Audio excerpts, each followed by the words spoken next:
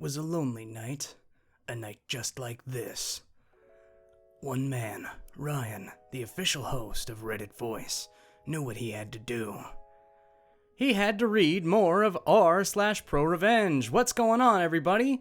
We are back again with another incredible video with some of the top stories here on the Reddit page. But before we get into it, I'd really appreciate it if you could hit that subscribe button and that notification bell to stay up to date on all the latest videos. Threaten me on a dating app? Watch while your life crumbles around you. Obligatory LTLFPP. Bear with me as it might get long. Also, I'm on mobile, so excuse the formatting. My revenge came in two parts. One's petty and one pro.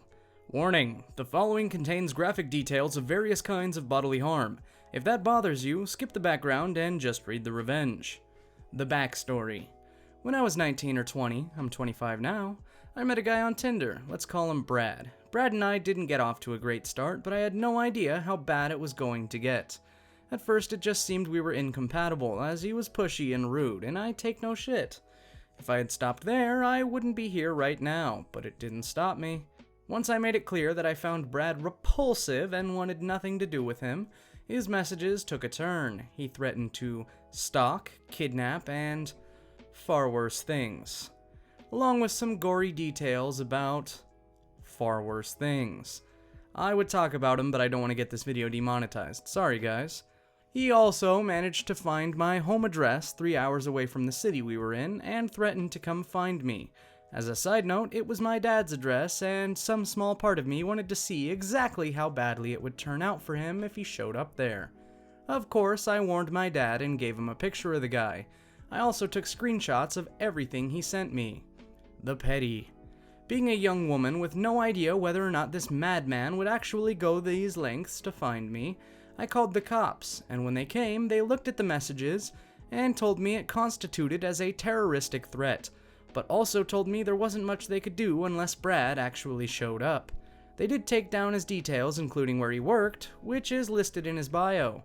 This will also be important later. From what I understand, the cops went to Brad's workplace to speak to him, and he refused, so they left. Nothing ever came of it.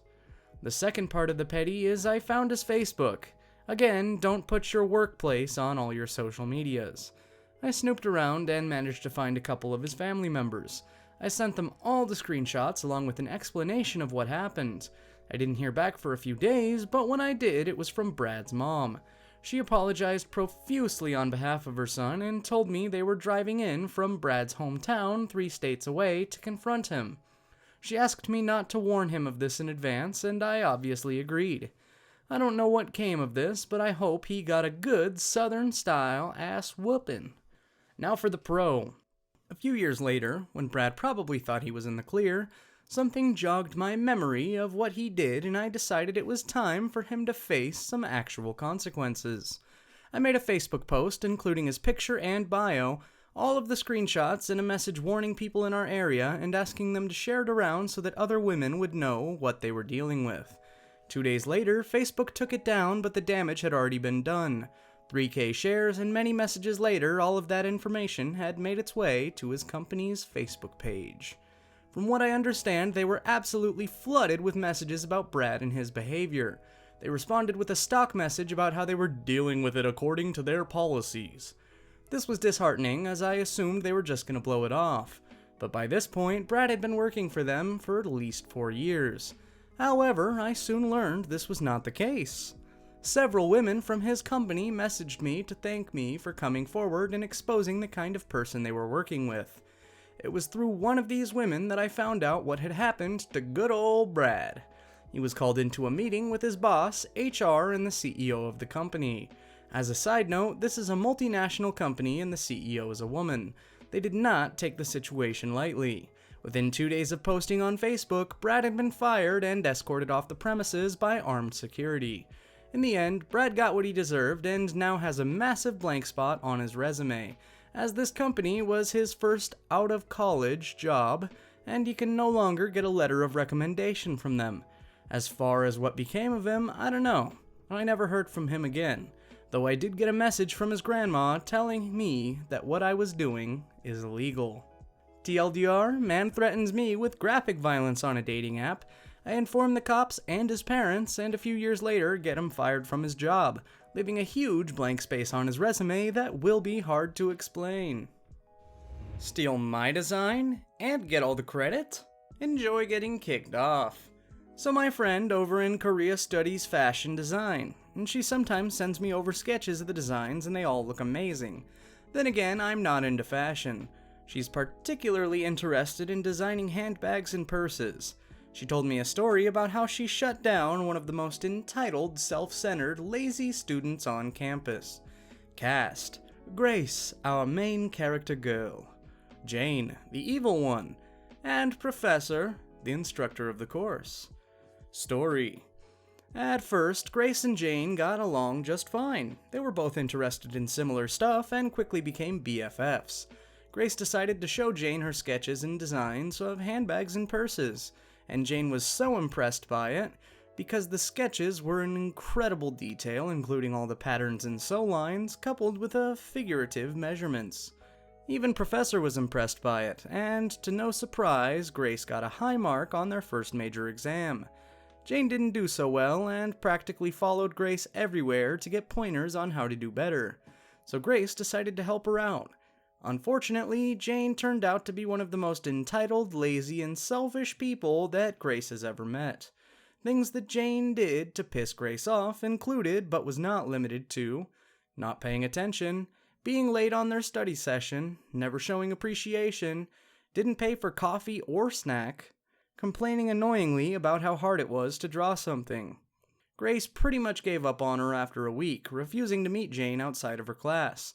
Time went by, and for their midterm, everyone in class had to do a presentation on the stuff they designed. When it was Jane's turn, Grace was shocked to see that Jane had stolen one of her designs.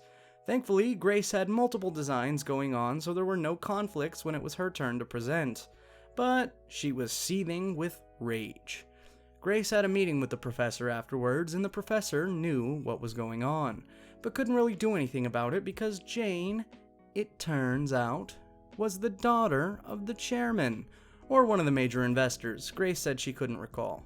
The chairman apparently blackmailed the professor into giving Jane the best grades. The revenge. Professor did, however, help Grace devise a plan to humiliate and expose Jane. For the finals, the professor announced to the class that they would do another presentation, but it would be 3 designs and advised that they had to bring their A-game because professionals from the industry would be grading their work, and the head of the department and chairman would be there as well. So you know how Grace had a bunch of sketches for the class? Well, Grace also had a separate sketchbook that had designs from major brands. MK, Coach, you name it. She never used these directly for class assignments, but rather as inspirations for her designs. Grace pretended to be all friendly with Jane again, and brought out the other sketchbook on their meetings, still putting up with all the problems mentioned above. Grace secretly worked tirelessly on her new design and did her best to keep it a secret from Jane. So the day of the final presentation arrives, and Grace and Professor, are grinning because they know what's about to happen. Grace went first, and she got a lot of praise from the judges. After a few more presentations, the last one to go was Jane. Jane's presentation turned out to be another copycat copying designs of not 1, not 2, but 3 different companies. After the presentation, this is how it all went down, at least according to Grace. So you are saying that you designed all of these by yourself, right? That's right. And you swear that it is really your design and didn't copy off from anything else, right? I swear. You are aware your designs are from 3 brands. Huh? Are you aware that these are on the market right now and some of the most popular designs? Wait, hold on. Yeah, I was gonna bring this up. If you had worked for any brands, you would have probably been fired, or worst case, sued. But, please, I'm not done yet. Did you honestly think this would work? We, the judges, have been in the industry for over 10 years. We know a copycat when we see it. But these aren't even my designs. They're from Grace. Is this true? Yes, but I'd never use them for major projects, nor call them my work. I just use sketches of them as inspirations for my own designs.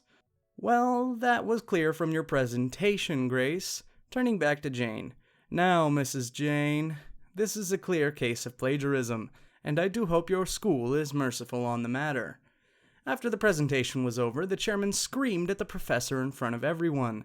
Not realizing he just revealed all the blackmailing and secret grade deal, Jane tried to call out Grace on how you screwed me over.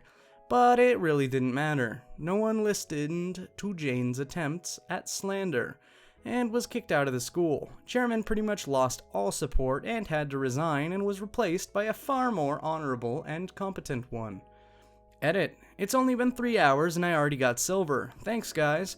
For everyone saying this sounds like a fake webtoon K-drama plot, let me tell you that stuff like this happens all the time in Korea.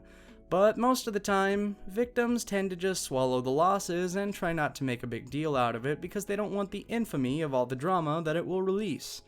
If you think gossiping and fake rumors were bad in US colleges, wait till you see what happens in Korean colleges. Besides, the plot of webtoon and K-dramas are often based on or inspired by real-life events. I also forgot to add that Grace passed with flying colors and was recommended for an apprenticeship/internship over at Paris. But due to something that I'm pretty sure we're still not allowed to say on YouTube, weirdly enough, it was cancelled. And that brings us to the end of today's r/ProRevenge. Did you like it? Make sure to leave a like on the video and check out some of our other stuff too. As always, my name's Ryan, the official host here at Reddit Voice, and I look forward to seeing each and every one of you in the next video.